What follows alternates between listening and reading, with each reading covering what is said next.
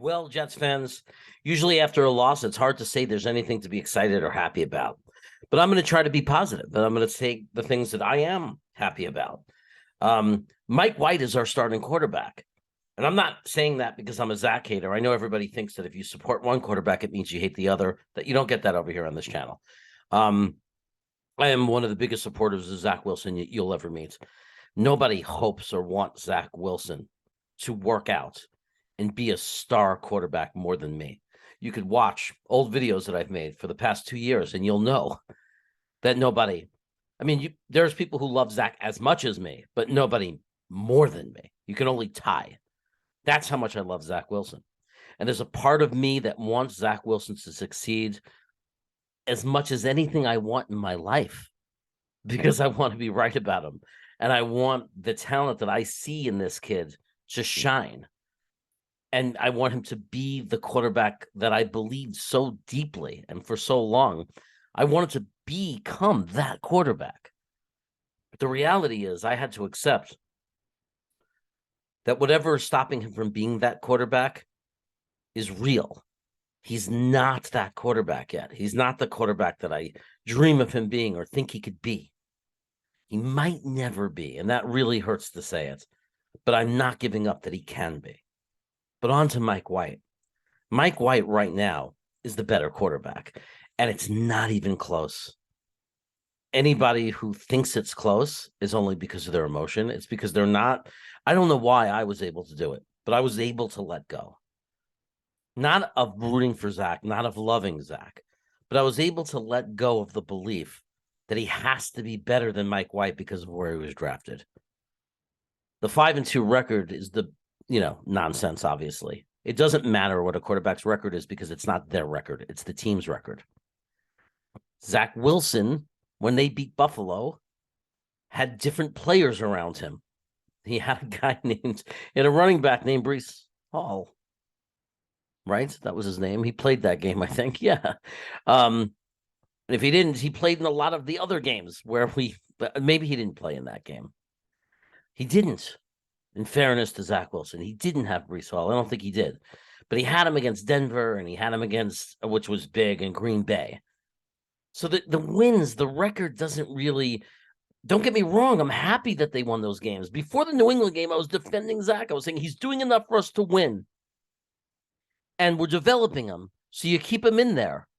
And you live with the results, no matter who you got on the bench. Because he was doing well enough that they were getting wins. That was my feeling, but I knew he wasn't good. I mean, then the box scores said he was not even in the top 32 in the NFL, and my eyes told me he was not the top 32 in the NFL. He was inaccurate, wild, foolish, bonehead plays, turnovers. I mean, he was a nightmare, but yet he was amazing. He was amazing and able to pull it together and amazing on certain plays that he was able to get us through those games. And I love him for it. Then we went into New England and something happened to my kid, my boy, our boy. And he lost it. Some people say case of the yips. I don't know what the yips are. All I know is he couldn't throw a pass. And the team saw it. Everybody on the team knew it. The coaches knew it. And he had to sit. And right now, Mike White is playing better quarterback in the last 3 games. I don't care about wins or losses. It's not his fault there were 3 turnovers today. It's not his fault Flacco came in just so he can fumble it. It's not his fault that CJ, I call that a turnover, jumped over the center and decided to screw us up and turn the ball over. It's not his fault that Michael Carter fumbled it. Not his fault. Nothing he could do about it. I know that we're in a playoff run. And I know that we have to do everything we can to win. And that means put our best player out there. Mike White is clearly our best player. We'll go over it on Wednesday night in the show. We'll show some tape. I don't know if we really have to look at tape. I mean, just watch the game. We have a quarterback who could actually throw the ball to receivers and not stand there and then run away and run backwards 15 yards scrambling because he's not able to go through progressions. We have a quarterback who's not perfect and who's not great.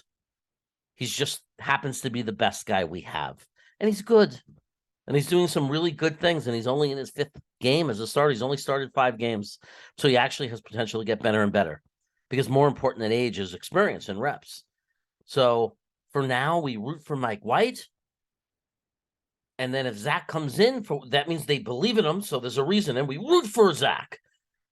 If Mike White's doing great, we probably won't see Zach until next year. I don't know. But I will root for him. I will root for anybody under center for the Jets.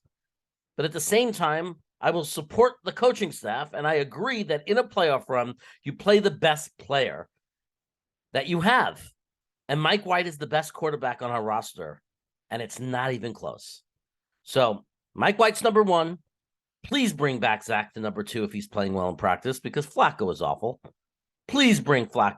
Please at least have Zach on as the number two so he's there, because you can't tell me he's worse than Flacco unless at this moment in his life he really is, and he's not really recovering from the yips. And I hope that's not true.